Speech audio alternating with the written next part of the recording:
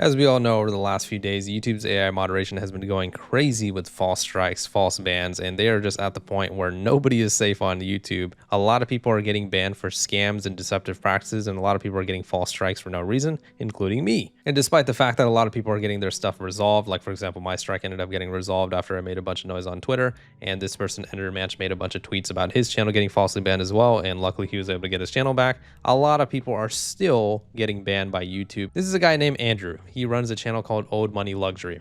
He's just making videos about people who've had like monetary empires in the past, people like the Vanderbilts and people like that. This is the type of content that he makes, or I guess used to make before he got banned. Like I said, videos about people who have had a lot of money throughout history. They were informational videos, just talking about people who have been very wealthy throughout the past, and YouTube got him for spams, scams, and deceptive practices. No drama, no nothing. He's just making normal videos. And this was actually a faceless YouTube channel. He didn't show his face on this YouTube channel because he said he wanted to keep his family private and he wanted to keep their privacy safe, but he felt like he had no choice. He wanted to show his face to show YouTube and the community in general, hey, I'm a real person. What am I spamming? What am I scamming? What am I deceiving? I'm just a regular guy making videos. He made a short video that was explaining his situation, so let's give it a watch. Hello everyone, my name is Andrew and I'm the owner and creator of the 230,000 subscriber verified YouTube channel Old Money Luxury and the 70,000 subscriber channel Old Money Documentaries. I built these channels anonymously using 11 Labs AI voice narration, totally within YouTube's policies and very common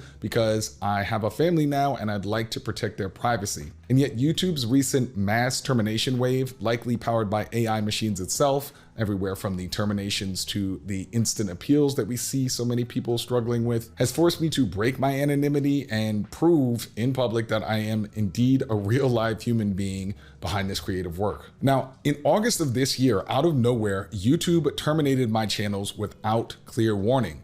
These channels never had a single strike. There were no warnings on the channel. In fact, they were both invited to the 6-month YouTube Partner Manager Program, not just the partner program that pays you, not YPP, the Partner Manager Program. It's an invite-only program that YouTube chose to invite me to. I didn't even know what it was until I saw emails multiple times from YouTube saying, hey, would you like to take part in our sponsored program? And as I mentioned before, one of these channels was verified, even got a plaque here. This is the Old Money Luxury plaque. And the reason I'm bringing these up is to say that each step of the way, I was being verified and vetted by YouTube for, all of the things that would lead to a violation. In fact, what our channels were terminated for was a vague generic claim of spam, scam, and deceptive practices. And if you go to the actual page, it lists more than 15 possible options for what these violations are. The page is over 2,000 words. And so basically we have no clue what we could have done. Furthermore, again,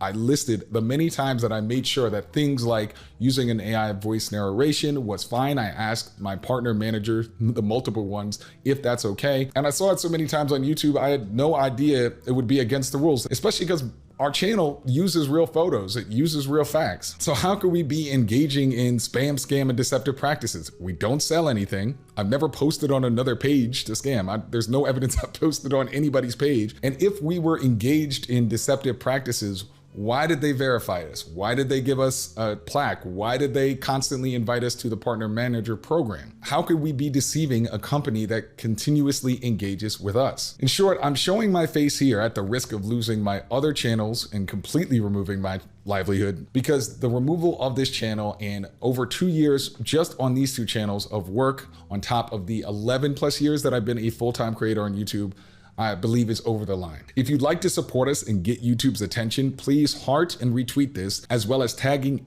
@Team YouTube, since I think they've currently muted our accounts because we keep asking exactly what we did wrong. As we see on X/Twitter, if you make enough noise with YouTube, it seems to be the only way that they can miraculously restore your channel. And by the way, when you get your channel terminated, you are no longer allowed to possess or use any other YouTube channels, right? So this is a permanent ban for a regular user of 11 years. I'm not some kind of controversial, influencer or pundit political person, just a regular guy trying to feed a family. And that's the reason why I'm really standing up, because I shouldn't be banned from never making a YouTube channel again, especially in the case of somebody who's been good faith and been invited and really tried to bring value to the platform. So that said, hopefully we make enough noise. Thank you for your time. And I'll keep making these videos until, we get a fair stating of our case. Cheers. So as you can see from what Andrew was saying, he was just a regular guy making videos. There was nothing malicious about his content. He wasn't trying to start drama or anything like that. He just was making his videos. And now it has resulted in him getting banned for spam and deceptive practices and stuff. And he has decided to upload this on other channels as well. He has a channel that he told me about called How to Rap, which is a completely different type of brand and different type of like content that he uploads, but he just feels like he has no choice. So even though he mentioned in his video, and it is a correct mention, that YouTube doesn't allow you to upload videos on other channels when one of your channels has been terminated, he's still willing to take the risk here, and he told me that because he just feels like he has no choice.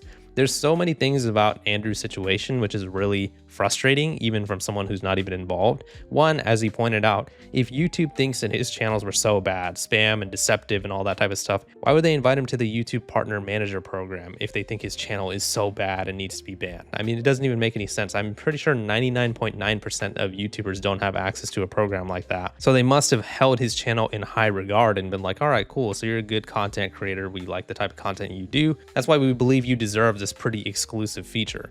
And another thing that he mentioned in this video that we're watching right now, which again is a very frustrating thing, is they didn't even tell him why. And this is something that I see all the time from YouTube, which really annoys me. They are always striking and banning people on the platform, but very seldom do they actually tell you what you did wrong. So as he said, they banned him for scam and deceptive practices, but as he points out in his video, there's like a million different ways that you can be flagged for scam or spams, right? Video spam, misleading metadata or thumbnail scams, incentivized spam, all that type of stuff. And it's like, dude, you guys didn't even tell him what he did wrong, right? And they did the exact same thing to me when they struck my channel recently. If you somehow don't know, YouTube gave me a false strike for child safety policies as well when I was just trying to make a video helping out the kids on the platform. And YouTube just said, yeah, buddy, you violated our child safety policies. They didn't tell me exactly where or what I did or what I said. As you can see over here, it just says, yeah, child safety policy, no timestamps, nothing. I don't even know what I said or did that violated child safety. And the thing is, I didn't say or do anything that would do that. So then I had to do what everybody has to do on YouTube. I had to keep going in on YouTube over and over again, keep tweeting them, keep making a bunch of noise. And then eventually they go ahead and tell me, oh yeah, by the way, we made a mistake here. We're actually going to reinstate your video. We confirm that your video doesn't violate any guidelines. This seems to be the only way to do anything about your channel getting falsely striked or banned on YouTube. Make noise on Twitter. That's all you can do. And it's just a really frustrating situation. And this was a point that I made in my last video too, but let's say this strike is correct. Let's say the ban is correct. Let's say Andrew over here did actually mess something up. How is he going to improve in the future if you don't actually tell him what he did wrong? If you just say, oh, spam and deceptive practices, but you don't tell him how, you don't tell him why, how is he going to improve in the future? And obviously, I've had a conversation with him and he showed his channels and stuff like that. Dude, they all seem fine. Like they all just seem like normal channels where he's just talking about normal things. He's not a drama content creator. He's not over here calling people out. He's not over here, you know, making a bunch of political videos about why this person should be impeached or whatever. He's just making his videos and he's just chilling and having a good time.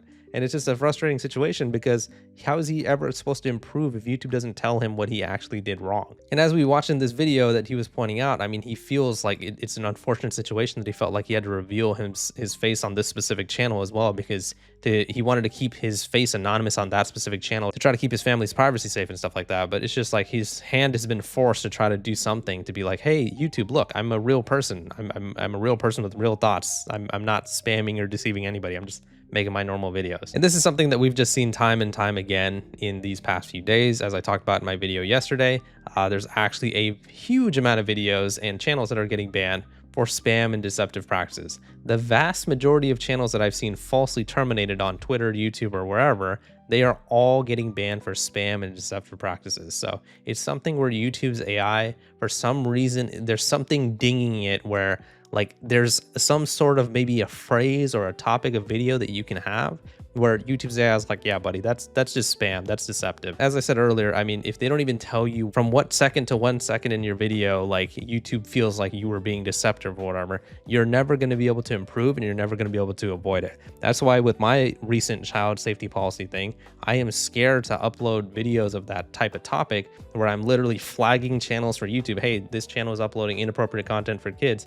please get rid of it. I'm scared to upload that type of content now because I think YouTube is just gonna like ding me for child safety policy again. And as usual, they're not gonna tell me what I said or how or why. They're just gonna immediately strike me. Boom, I can't tell you guys anything for a week because remember, when you get a strike, you can't upload a video, you can't make a post, you can't do anything, you can't live stream. So you're just in a situation where you're just at the mercy of YouTube, and all you can do is just make some noise on Twitter, which is what Andrew from Old Money Luxury is trying to do. We had a DM conversation privately. He seems like a genuine guy, so I just want to help him out. And this type of situation, like I said, is just so widespread at this moment. And keep in mind, like as you can see from this video thumbnail over here, Neil Mohan, which is the CEO of YouTube, has even talked about the fact that like, yeah, you know, we're going to be moving forward more with AI. We're going to be offering voluntary exit programs, employees basically giving the option of like, hey buddy, your services are probably not going to be needed anymore. We're going to have AI automate things and do things more where they're going to need less human employees. And these are the types of AI that we're going to have to be relying on in the future. The types of AI where in 2025, where their AI should be as best and sophisticated as possible, it is making more mistakes than ever before. We're not all fools. We understand that it's AI. It is going to make mistakes. I'm not saying it needs to be perfect. However, at the end of the day, if your AI is getting worse over the years than it is getting better, that is going to be a extremely difficult situation for us to navigate. This ban wave of these past few days is one of the worst ban waves I've ever seen in the history of YouTube. No exaggeration. This is a crazy amount of channels that have gotten banned over the last few days, either banned, striked, or something. You know, just a bunch of YouTube channels just getting completely deleted, yeeted off the website, and there's just nothing we can do other than make some tweets about it. So it is a scary time to be able to rely on YouTube and their AI systems. And remember, these are the same AI systems that are going to be like, yeah, buddy, you're over or under 18 and we're going to need you to verify your age. It's just a very, very weird and strange time on YouTube. I just don't know what the future holds on YouTube, but at least as content creators, what we can try to do and what I'm going to try to do is we can at least try to help each other out. So yeah, let me know what your guys' thoughts are on the situation in the comments. Hopefully Andrew does get his channels back. Please leave a like on the video if you enjoyed it and subscribe for more. See ya.